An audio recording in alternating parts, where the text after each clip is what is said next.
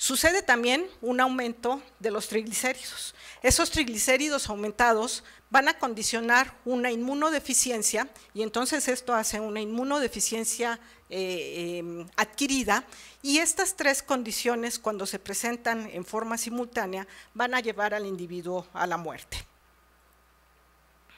De tal manera que tenemos que el mecanismo desencadenante produce una respuesta inflamatoria que no es sostenida, es una respuesta inflamatoria sostenida que aumenta la producción de interleucinas 1 y 6 principalmente, y de interferón gamma. Ese interferón gamma va a activar tanto macrófago como linfocito TH1, aumenta la actividad de TH1 y ese aumento de actividad va a aumentar también la estimulación de TH2, pero también aumenta la producción de otras citocinas que van a activar más al macrófago, que van a liberar una mayor cantidad de interferón gamma y de factor de crecimiento de colonias granulocíticos monocíticos, que son el mayor activador de la fagocitosis. Y por otra parte, van a bloquear a las células NK, de tal manera que al bloquear estas células NK, esto se vuelve un círculo vicioso que el organismo por sí solo es imposible de controlar, de romper. Una de las alteraciones que más se han implicado en la fisiopatología de la linfohistiocytosis hemofagocítica es el defecto de las perforinas. Como ustedes recordarán, en condiciones normales, el linfocito T, una vez, y la célula NK, una vez que reconocen a la célula blanco, empiezan a degranularse hacia la célula blanco, liberando una cantidad de perforinas dentro del citosol de la célula blanco. Estas perforinas lo que van a hacer es llenar de poros la membrana de la célula blanco.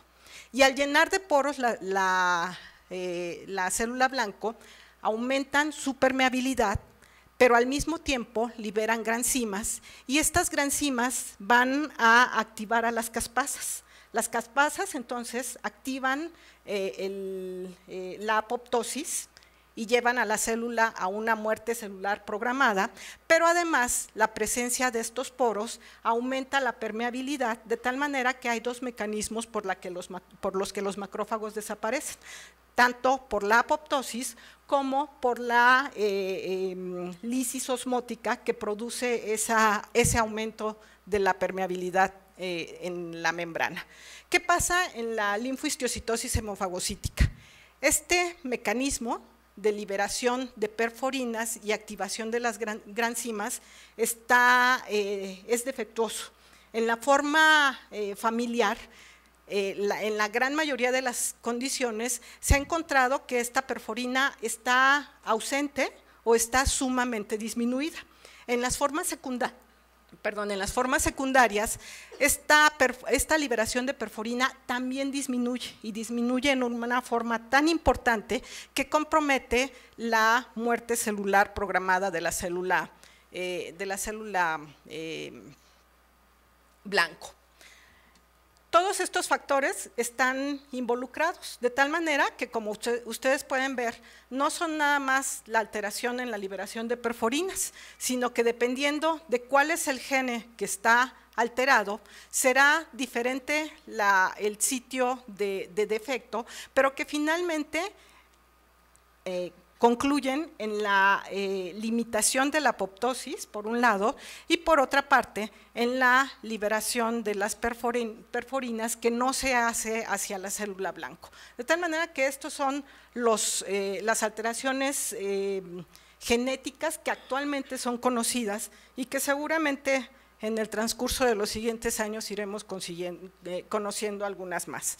Bueno, cuando hay un factor infeccioso, este esquema del que habla Arico en uno de sus primeros reportes al inicio de los años de la década de los 2000, decía que el virus de Epstein-Barr particularmente tiene esta capacidad de infectar a una célula a una célula blanco, a un macrófago, y modificar toda su genética, de tal manera que esa modificación en la genética finalmente concluye en lo que acabamos de revisar. Vamos a tener un cuadro muy variado, desde alteraciones cutáneas que en los niños particularmente pueden ser confundidas con Kawasaki y que tendremos que identificar muy claramente porque de eso depende mucho el poder dar un tratamiento adecuado, hasta exantemas que podemos considerar como virales que pudieran ser banales en un paciente. Entonces vean, hasta 65% pueden presentarlo, pero desde un 6%, de tal manera que esto no es una generalidad. La hepatopatía y coagulopatía son de las alteraciones más graves que encontramos, de tal manera que tendremos que hacer el diagnóstico diferencial entre una hepatitis aguda o un síndrome de falla hepática aguda, particularmente en los neonatos. Tendremos que diferenciarlo del hidrofetalis, o cuando tenemos pacientes post-trasplante, tendremos que hacer la diferenciación con la enfermedad veno-oclusiva. Cuando estos pacientes tienen hepatopatía y coagulopatía, el 95% de ellos van a tener cuadros de coagulación intravascular diseminada.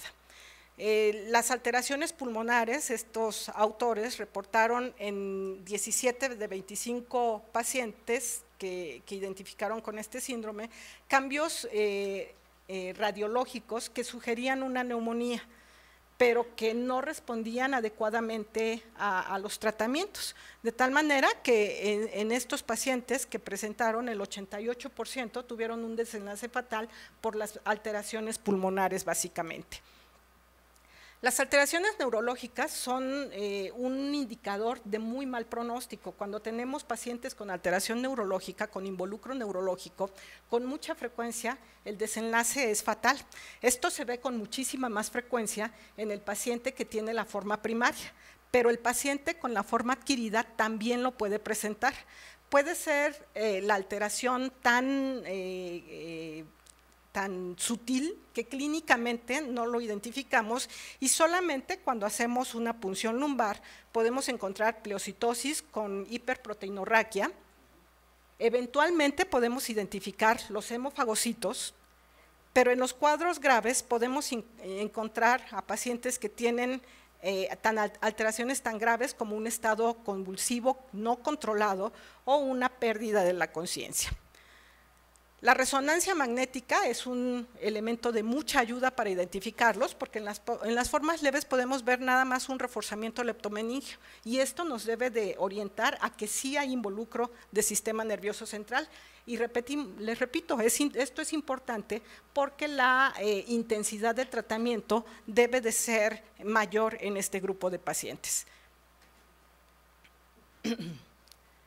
Finalmente, los hallazgos hematológicos, que es finalmente lo que le dio el nombre a este síndrome, ya sea linfohistiocytosis hemofagocítica o síndrome hemofagocítico, es de lo más controversial.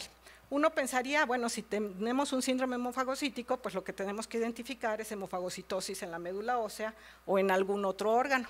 Sin embargo, vean ustedes, el porcentaje de hemofagocitosis puede ser tan bajo como el 25%, y esto se ha vuelto una controversia, porque hay quien dice que hasta que veamos hemofagocitosis vamos a documentar el síndrome, pero hay el grupo contrario que nada más por ver alteraciones de la función hepática y elevación de la ferritina, dice que tenemos un síndrome hemofagocítico. Entonces esto hace muy difícil a veces el diagnóstico. Lo que tenemos que tomar en cuenta es que todos los pacientes tienen que tener por lo menos 2 citopenias.